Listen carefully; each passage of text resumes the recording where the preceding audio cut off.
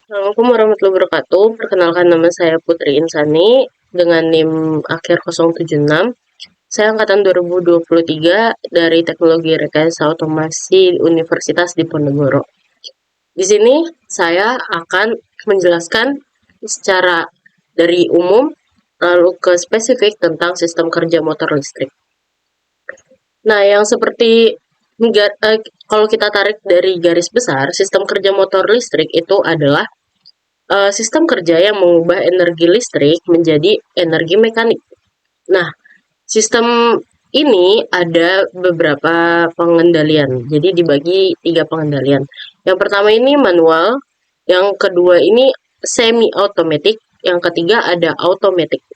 Nah, jenis motor listrik yang sering ditemui di industri itu ada motor industri 3 fasa, motor DC, motor sinkron, dan motor servo. Untuk pengaplikasiannya sendiri itu ada beberapa yang sering mungkin kita temui atau kita gunakan. Nah, kalau misalkan motor listrik itu kan putaran atau gerakan. Jadi biasanya digunakan untuk barang-barang yang bergerak atau alat-alat yang bergerak. Seperti biasanya kalau di industri itu ada konveyor atau penghantar barang di line produksi. Lalu ada lift manusia itu juga bisa. Nah, lebih relate lagi mungkin ada sih lift barang. Nah, biasanya di pabrik itu kan nggak ada lift manusia itu jarang sekali ya. Nah, biasanya di produksi itu adanya lift barang. Oke, untuk selanjutnya kita akan membahas sistem kerja motor listrik secara lebih spesifik. Ada prinsip elektromagnetik. Apa sih fenomena elektromagnetik itu? Nah, fenomena elektromagnetisme muncul ketika arus listrik mengalir melalui konduktor, menghasilkan medan magnet. Sebaliknya, perubahan medan magnet juga dapat menghasilkan arus listrik dalam suatu konduktor yang dikenal sebagai induksi elektromagnetik. Induksi elektromagnetik adalah proses di mana perubahan medan magnet menghasilkan arus listrik dalam suatu konduktor. Prinsip ini digunakan dalam generator dan transformator.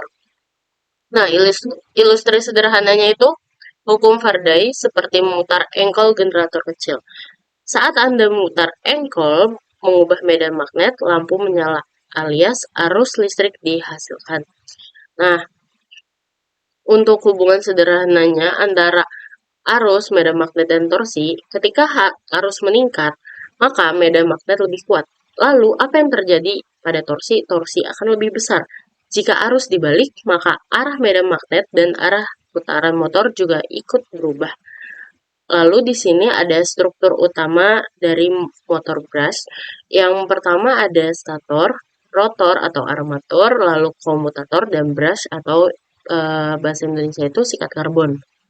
Nah, stator itu tuh magnet permanen atau elektromagnet, menciptakan medan magnet tetap. Rotor atau armatur itu kumparan yang berputar, komutator itu cincin yang terbagi yang mengatur arah arus, brush atau sikat karbon itu penghantar listrik yang menempel ke komutator. Lalu, motor brush itu apa sih? Motor brush itu jenis motor listrik DC yang menggunakan sikat brush. Sesuai namanya, dia menggunakan brush dan komutator untuk menghantarkan arus listrik ke kumparan rotor sehingga menghasilkan medan magnet yang membuat rotor berputar. Lalu, ketika arus listrik mengalir ke kumparan rotor melalui sikat dan komutator, medan magnet tercipta pada rotor yang berinteraksi dengan medan magnet stator. Gaya magnet ini menghasilkan torsi yang memutar rotor, komutator, dan sikat bekerja secara mekanis untuk membalik arus pada kumparan rotor agar putaran rotor terus berlanjut. Nah, untuk kelebihannya rotor ini strukturnya sederhana dan biaya produksi lebih rendah. Torsi awal yang tinggi sehingga cocok untuk aplikasi, lalu kontrol kecepatan mudah mengatur tegangan input, efisien pada kecepatan rendah, dan dapat digunakan pada aplikasi dengan anggaran terbatas. Lalu kekurangannya ada masa pakai terbatas karena sikat dan komutator sering aus seiring waktu, memerlukan penggantian dan perawatan berkala, menghasilkan kebisingan dan getaran lebih tinggi dibandingkan motor brushless. Lalu efisiensi lebih rendah terutama pada kecepatan tinggi dan rentan terhadap panas berlebih yang menurunkan performa. Nah, aplikasi sehari-hari di motor brush yang mungkin kita temui itu di rumah tangga kecil, biasanya di pengering rambut hair dryer, lalu blender, juicer, dan penyedot debu karena struktur sederhana dan efisiensi bagus untuk aplikasi kecepatan rendah hingga sedang. Lalu mungkin kalau di mainan itu ada mobil remote control, pesawat model, dan robot mainan menggunakan motor brush karena biayanya ekonomis dan tenaga yang cukup memadai. Jadi ini adalah salah satu kelebihannya. Walaupun barangnya murah, tetapi tenaga putarannya cukup kuat. Lalu di mesin industri ringan dan CNC biasanya dipakai untuk menggerakkan conveyor belt, memotong logam dan dalam mesin CNC pada beberapa aplikasi yang tidak membutuhkan kontrol sangat presisi namun memerlukan torsi tinggi dan respon yang cepat. Nah, mungkin yang sering kita temui lagi itu ada mesin cuci, tapi mungkin tipe yang mesin cuci lama. Lalu kipas angin portable yang kecil. Lalu ada robot-robot mainan anak atau berlistrik dan starter motor pada kendaraan bermesin bensin atau diesel. Nah, di sini ada prinsip membalik polaritas untuk mengubah arah putaran. Jadi motor brush menghasilkan putaran berdasarkan arus listrik yang melewati kumparan rotor. Untuk mengubah arah putaran, polaritas arus yang masuk ke motor harus dibalik dengan membalik kutub sumber tegangan positif dan negatif. Arah arus pada kumparan berubah, sehingga medan magnet yang dihasilkan berbalik arah dan menyebabkan rotor berputar ke arah sebaliknya. Secara praktis, ini bisa dilakukan dengan menukar koneksi kabel input motor. Pada rangkaian elektronik, perubahan ini sering dilakukan menggunakan rangkaian jembatan H-bridge yang memungkinkan membalikan polaritas secara elektronik tanpa harus memindahkan kabel secara manual. Nah, motor DC brush bisa berubah searah jarum jam, yaitu biasanya disebut CW atau berlawanan CCW. Caranya dengan membalik polaritas tegangan yang diberikan ke terminal motor. Jika terminal A+ dan B-, motor berputar ke kanan, misalnya ya CW. Nah, kalau misalkan dibalik kayak A- lalu B-nya itu plus, medan magnet pada rotor juga berbalik, motor berubah berlawanan ke arah sebaliknya menjadi CCW. Intinya, arah arus menentukan arah medan magnet dan medan magnet menentukan arah putaran. Lalu di sini ada PWM, pulse width modulation, adalah metode mengatur kecepatan motor dengan mengatur lebar pulsa sinyal listrik yang masuk ke motor. Jika duty cycle besar, maka pulsa aktif lebih lama, motor berputar lebih cepat.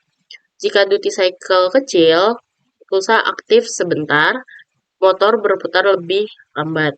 Lalu keuntungan PWM itu hemat energi dan motor tetap mendapat tegangan penuh saat aktif, jadi torsi tetap kuat. Nah, intinya jika pulsa on lebih lama, motor menerima daya lebih besar, lalu putaran lebih cepat. Jika pulsa on lebih pendek, motor menerima daya lebih kecil, putaran lebih lambat. Keuntungan PWM lainnya itu ada efisien karena transistor atau switch hanya on-off, jadi tidak buang-buang energi atau tidak cepat panas. Nah, respon motor biasanya lebih stabil dibanding atur tegangan analog. Sini ada rangkaian H-bridge. Ini ada gambar A yang sebelah kiri, lalu ada gambar B yang sebelah kanan. Di mana yang A itu kombinasi A plus D on. Di situ arus mengalir dari VCC ke A, lalu ke motor, lalu ke D, dan ke ground. Arah arus di motor dari kiri ke kanan, maka hasilnya motor berputar ke satu arah. Jadi cewek berarti. Nah, yang B, yang sebelah kanan, itu arus mengalir dari VCC ke B, lalu ke motor, lalu ke C, lalu ke ground. Maka arus di motor dari kanan ke kiri. Hasilnya motor berputar ke arah berlawanan, misalnya ke CCW. Mungkin di sini ada aturan-aturan penting. Jangan pernah menyalakan A plus B atau C plus D bersamaan, karena itu membuat short antara VCC dan ground. Kalau semua switch off, motor berhenti. Kalau semua switch on juga bahaya, karena bisa merusak rangkaian. Begitu. Nah, di sini ada beberapa faktor penyebab motor gagal, panas, aus, atau short. Nah, yang pertama itu panas itu bisa terjadi karena motor overload atau biasa disebut kelebihan bekerja, kebanyakan kerja, dipaksa bekerja, itu membuat motor tersebut overload. Lalu bisa juga karena pendinginan kurang baik, ventilasi tertutup, kipas pendingin rusak. Tegangan terlalu tinggi atau arus berlebihan itu juga bisa membuat motor kepanasan. Akibatnya, lilitan kumparan itu bisa terbakar, lalu isolasi meleleh. Lalu di sini ada aus atau mechanical wear, sikat karbon brush pada motor brush lama-lama habis secara gesekan dengan komutator. Biring itu aus, terus bantalan biring itu aus, terus yang terjadi itu gesekan meningkat, suara kasar, motor berat berputar. Lalu short itu bisa terjadi karena lilitan kumparan terbakar atau isolasi tembaga rusak. Kabel power yang terkelupas itu bisa menimbulkan korslet. Nah, percikan atau spark berlebihan pada brush juga bisa memicu short.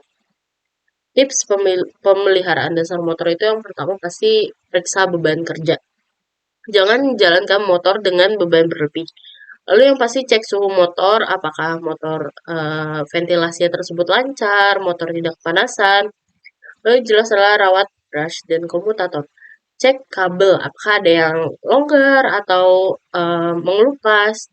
Lalu hindari kelembapan berlebih. Air atau uap bisa menyebabkan short. Gunakan PWM atau driver motor yang tepat agar arus dan tegangan stabil. Perbedaan antara brush versus brushless itu sebenarnya dari nama itu udah berbeda. Brushless itu pasti tidak menggunakan sikat dan brush itu menggunakan sikat. Nah, untuk aspek komutasi, brush motor itu mekanisme brush dan komutator, sedangkan brushless itu elektronik atau menggunakan driver atau MOSFET. Nah, umur pakainya biasanya brushless itu lebih panjang karena tanpa brush. Sedangkan kalau misalkan brush motor itu lebih pendek karena brushnya itu bisa gampang haus. Nah, efisiensinya lebih rendah brush motor karena gesekan percikan. Lalu untuk perawatannya itu jelas ya, untuk brush itu lebih rendah, butuh perawatan yang berkala karena dia membutuhkan ganti brush atau misal kayak ganti brush berkala. Sedangkan kalau brushless kan hampir bebas perawatan. Nah, tapi untuk biaya itu lebih murah menggunakan brush motor. Untuk aplikasinya, brush motor itu ada mainan, bor listrik, kipas portable atau hair dryer. Nah, kalau brushless itu ada drone, motor listrik, kipas, PC, kendaraan EV. Nah, untuk cara brushless menghasilkan torsi itu dihasilkan dari awalnya stator, kumparan koil yang dialiri arus untuk menghasilkan medan magnet. Rotor, magnet permanen. Ketika driver elektronik memberikan arus pada gulungan stator secara bergantian, terbentuklah medan magnet berputar. Rotor selalu berusaha mengikuti medan magnetnya stator, sehingga tercipta torsi dan rotor berputar. Bedanya dengan brush itu arusnya dibalik secara elektronik, bukan pakai sikat atau komutator. Nah, motor brushless itu juga nggak punya sikat, jadi listrik dialirkan ke stator dengan kontrol elektronik. Rotor berupa magnet permanen. Karena tanpa sikat, motor brushless jelas lebih awet, lebih efisien, dan lebih sedikit perawatan. Lalu di sini ada sensor versus sensorless. Jelas ya, untuk sensor itu perbedaannya pasti yang pertama kalau menggunakan sensor itu efek hal untuk mengetahui posisi rotornya dan mengatur arus listrik ke stator itu lebih presisi karena kan menggunakan sensor. Sedangkan sensorless Menggunakan sinyal listrik motor untuk memperkirakan posisi rotor tanpa sensor fisik. Sensorless itu jelas lebih sederhana untuk secara rangkaian, untuk secara instalasi, sedangkan itu juga membutuhkan biaya yang lebih murah. Sedangkan sensor itu memberi kontrol yang lebih akurat, tapi mungkin lebih ribet, lebih effort, lebih mahal gitu. Lalu di sini ada pengaruh teknik PWM pulse width modulation terhadap performa dan efisiensi. PWM mengatur lebar pulsa arus listrik yang disuplai ke motor, mengatur kecepatan dan torsi motor dengan lebih efisien tanpa membuang energi berlebihan. Lalu PWM membuat motor bekerja lebih halus, hemat energi, dan responsif. Nah, untuk efisiensi karena transistor driver hanya on-off, bukan linear, energi yang hilang sebagai panas lebih kecil. Nah, pengaturan torsi dengan mengubah duty cycle PWM, arus rata-rata bisa dikendalikan. Torsi bisa disesuaikan dengan kebutuhan. Nah, untuk kestabilan di BLDC, kombinasi PWM plus komutasi elektronik membuat putaran lebih halus tanpa percikan listrik. Dari gambar ini, motor AC misalnya PMSM atau BLDC biasanya dikendalikan dengan arus 3 fasa, yaitu arus A, arus B, dan arus C. Karena sifatnya simetris, berlaku persamaan A plus IB plus IC sebenarnya 0. Arus masuk sebenarnya arus keluar, jadi jumlahnya 0. Nah, tujuannya transformasi Clark itu sistem 3 fasa menjadi sistem 2 fasa ortogonal di bidang stator. Sumbu barunya itu ada eh, I alpha dan I beta. Rumus dasarnya itu sesuai di gambar, yaitu IA, I alpha sama IA, I beta sama IA plus 2IB. Dibagi akar 3. Hasilnya sinyal arus jadi lebih mudah divisualisasikan sebagai vektor dalam bidang 2D atau alpha beta. Transformasinya itu fungsinya itu ada ID itu direct axis dan IQ itu quadrature axis. Nah, ID itu mengatur flux seperti arus magnetisasi, sedangkan IQ itu mengatur torsi. Inti dari gambar itu koordinat alfa searah dengan IA, koordinat beta tegak lurus dengan A. Vektor arus bisa diproyeksikan ke sumbu rotor reference frame. Dengan cara ini, motor AC bisa dikendalikan seperti motor DC, satu arus untuk flux, satu arus untuk torsi. Lalu kontrol jadi jauh lebih sederhana dan presisi. Nah, mengapa arus sinusoidal itu lebih optimal? Pertama, karena efisiensinya tinggi. Gelombang sinus menghasilkan distribusi medan magnet yang halus. Lalu torsinya stabil. Dengan arus sinusoidal, torsi yang dihasilkan konstan tanpa ripple yang signifikan. Lalu ada kompatibilitas dengan motor sinkron, motor termasuk PMSM ya. Bekerja paling efisien jika arus yang diberikan sinkron dan berbentuk sinus. Mudah diolah secara matematis, lebih sederhana untuk analisis menggunakan transformasi Clark and Park. Konsep space vector modulation atau SVM untuk kontrol presisi. SVM adalah teknik modulasi PWM yang digunakan pada inverter 3 fasa. Prinsipnya adalah mengganti sinyal sinusoidal PWM biasa dengan vektor ruang space vector yang mempresentasikan tegangan 3 fasa. Lalu implementasi dasar SPM dengan simulasi itu langkah implementasi SPM-nya. Pertama ada hitung tegangan referensi dari hasil transformasi Clark. Tentukan sektor pada heksagon SPM. Tentukan vektor dasar switching states yang paling dekat dengan vektor referensi. Hitung duty cycle masing-masing vektor agar rata-rata sama dengan vektor referensi. Terapkan pola switching ke inverter. Simulasi itu biasa dilakukan di MATLAB atau Simulink. Blok transformasi clock, blok kontrol, blok SVM, model motor, PMSM, atau IM. Hasil bisa divisualisasikan berupa arus sinusoidal, torsi halus, dan kecepatan motor stabil. Lalu di sini ada blok blok-blok diagram. Nah, untuk diagram alur kontrol motor itu, alurnya tuh kurang lebih dibaca seperti ini. Pertama, clock and clock transformation. Arus motor diubah ke bentuk alfa beta atau DQ biar gampang diatur. Uh, Alpha beta currents ini adalah arus hasil konversi yang jadi acuan kontrol. Lalu PWM sinyal itu arus acuan tadi diubah jadi sinyal PWM untuk menyalakan atau mematikan switch inverter dengan cepat. Lalu ada inverter menggunakan PWM tadi itu untuk membuat tegangan 3 fasa dari sumber DC, misalnya baterai. Nah, motor menerima tegangan 3 fasa yang sesuai biar putarannya jadi halus dan efisien.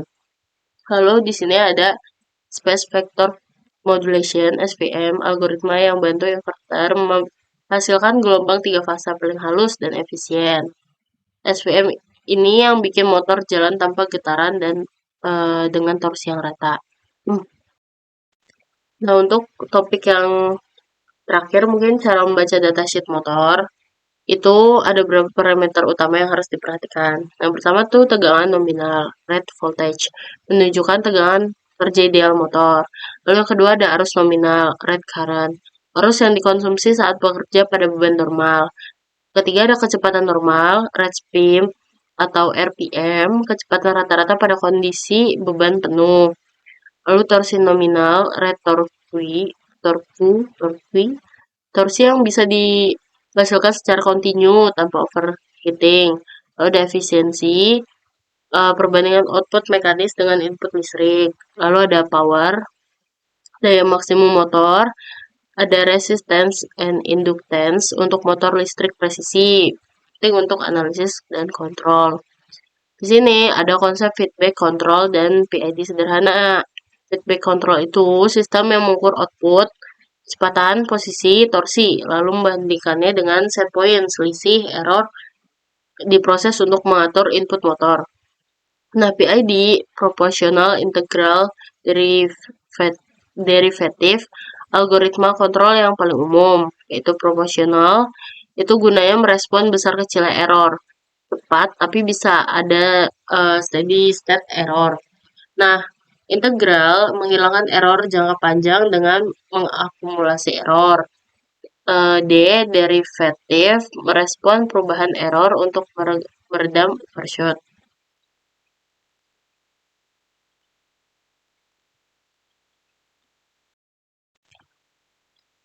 Nah, untuk prinsip dan manfaat di otomasi dan kendaraan listrik, itu prinsipnya kontrol motor berbasis transformasi, clock and plug, modulasi SVM, dan feedback digunakan untuk mengatur kecepatan, torsi, dan efisiensi motor. Nah, untuk prinsip otomasi adalah mengganti kerja manual manusia dengan sistem yang bisa bekerja otomatis menggunakan sensor, aktuator, dan controller. Dalam konteks motor listrik, sensor membaca kondisi, lalu controller mengatur inverter atau driver agar motor bekerja sesuai perintah. Nah, pada prinsip kendaraan listrik, prinsip utama kendaraan listrik adalah mengubah energi listrik dari baterai menjadi energi mekanik di roda menggunakan motor listrik. Lalu manfaatnya di otomasi industri itu proses produksi jadi lebih efisien dan cepat. Presisinya tinggi, jadi motor bisa dikontrol posisi dan kecepatannya dengan akurat. Lalu hemat biaya, mengurangi tenaga kerja manusia. Jadi hanya fokus kepada biaya perawatan mesin, itu pun jarang. Keamanan, sistem bisa bekerja di lingkungan berbahaya, bisa bekerja di panas, beracun, atau bertekanan tinggi. Sedangkan manusia kan enggak. Nah, untuk di kendaraan listrik, efisiensi tentang energi jelas lebih tinggi karena dibandingkan mesin bensin atau diesel, jelas ya untuk listrik itu lebih murah. Terus akselerasi halus dan instan. Karena motor listrik bisa menghasilkan torsi penuh sejak RPM 0. Ramah lingkungan itu sudah jelas sekali, lalu perawatan lebih mudah. Kontrol cerdasnya itu bisa diintegrasikan dengan sistem regeneratif, rem balik ke energi ke baterai. Oke, untuk kesimpulannya, sistem kerja motor listrik itu baik brush maupun brushless bekerja berdasarkan prinsip elektromagnetik, yaitu interaksi antara arus listrik dan medan magnet yang menghasilkan torsi. Pada motor brush, komutasi dilakukan secara mekanis dengan sikat brush. Sedangkan pada motor brushless atau PMSM, komutasi dilakukan secara elektronik sehingga lebih efisien, tahan lama, dan minim perawatan.